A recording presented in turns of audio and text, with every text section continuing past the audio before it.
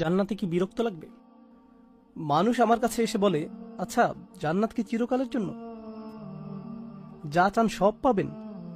হ্যাঁ, এক সময় কি এতে বিরক্তি এসে যাবে না? আমি কি জান্নাত ছাড়া আর কোথাও যেতে পারবো না? আমি কি একটু এখানে তো বহুকাল থাকলাম, এখন কি একটু অন্য কোথাও যাওয়া যায় না? এর উত্তর সূরা কাহফের ৩ নম্বর আয়াতে মা কিফিনা শব্দের মধ্যেই দেয়া আছে। আল্লাহ এখানে বলেছেন, তোমরা সব সময় সেখানে নতুন কিছু একটা পাওয়ার আশায় থাকবে, সব সময় অভিনব আরো কিছু পাওয়ার প্রতীক্ষায় থাকবে। আর এটা আসলে সুখের মনস্তত্ত্বের গহীনে লুকায়িত একটা ব্যাপার, পুরস্কারের মনস্তত্ত্বের সাথে জড়িত একটা ব্যাপার। কোনো পুরস্কারের আসল আনন্দ পাওয়া যায় আসলে পুরস্কার পাওয়ার ঠিক আগের মুহূর্তে। একজন ছাত্র সবচেয়ে সুখী থাকে তার হাতে সার্টিফিকেট তুলে দেওয়ার ঠিক আগ মুহূর্তে। বিয়ে হওয়ার ঠিক আগের দিন ছেলেটা খুব বেশি খুশি থাকে, বিশেষ করে মেয়েটি। সে অবশ্যই বিয়ের ঠিক আগের দিন সবচেয়ে সুখী থাকে। ভালো কিছু পাওয়ার প্রতীক্ষার মাঝে কি যেন এক অদ্ভুত আনন্দ লুকিয়ে আছে। বাচ্চার জন্ম হবে, অমুক তারিখে বিয়ে হবে, অমুক দিন বোনাস পাওয়া যাবে, ঈদ উপলক্ষে অনেকদিন ছুটি পাওয়া যাবে, ভ্রমণের দিন এগিয়ে আসছে, বহুদিন পর আমার প্রিয় বন্ধুর সাথে দেখা হতে যাচ্ছে।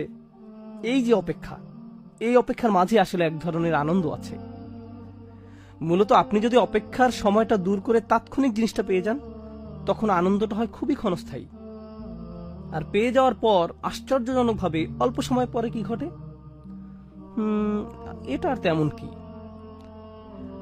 আমি আমার বাচ্চাদের উপর এ নিয়ে পরীক্ষা নিরীক্ষা চালাই, কারণ আমার বাসায় এক্সপেরিমেন্টাল সাবজেক্ট আছে। একবার নিউ ইয়র্কে মুসলিম স্টুডেন্ট অ্যাসোসিয়েশনের এক প্রোগ্রাম শেষ করার পর তারা আমাকে কিছু সম্মানই দিতে চাইল। বললাম, এমএসএ থেকে আমি কোনো সম্মানই নেই না, সরি। তারা বলল, আপনাকে কিছু একটা নিতেই হবে। তখন বললাম, ঠিক আছে, তাহলে আমার বাচ্চাদের জন্য বিশাল 1 বক্স লেগো নিয়ে আসেন। তো তারা আমাকে বিশাল 2 বক্স লেগো দিল। বাসায় এনে আমি সেগুলো শেলফে রাখলাম। তারপর আমার 2 ছেলেকে বললাম, 30 দিন পর তোমরা এগুলো খুলতে পারবে। তারা 2জন পুরো অস্থির হয়ে গেল, পাগল হওয়ার মতো অবস্থা। আব্বা, আমরা কি এখন খুলতে পারবো? আব্বা, আমরা কি এখন খুলতে পারবো? Please please please. না, 30 দিন পর। এরপর তারা দিন গণনা শুরু করলো, একটু ধরতে পারবো? আমি 2 দিন যাবত বললাম, না, ধরতে পারবে না। তৃতীয় দিন বললাম, আচ্ছা ঠিক আছে, তোমরা এখন ধরতে পারবে। তারা খুশিতে চকমক করে বক্সগুলো স্পর্শ করতে লাগলো। খুলতে পারবো? না, খুলতে পারবে না। আরো 28 দিন। এভাবে 1 মাস পার হয়ে গেল। এই সময়টাতে তারা সবচেয়ে বেশি সুখী ছিল। দিন গণনার মাঝেই একটা আনন্দ, টেনশন এবং আনন্দ। এরপর আমরা বক্সগুলো খুললাম।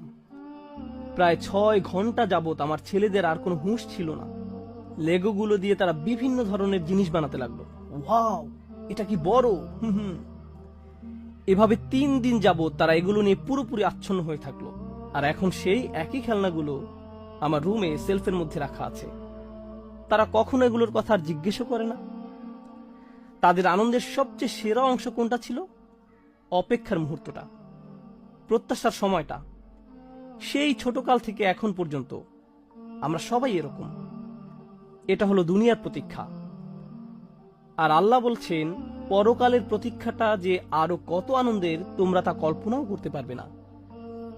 জান্নাতের প্রতিটি আনন্দ টেকসই। দিন দিন আনন্দের মাত্রা শুধু বাড়তেই থাকবে, বাড়তেই থাকবে আর বাড়তেই থাকবে। জান্নাতের ফল ফলাদি খেতে খেতে কখনো একঘেয়েমি এসে যাবে না। জান্নাতের পানীয় পানেও কখনো বিরক্তি এসে যাবে না, কারণ এগুলো কখনো একরকম থাকবে না।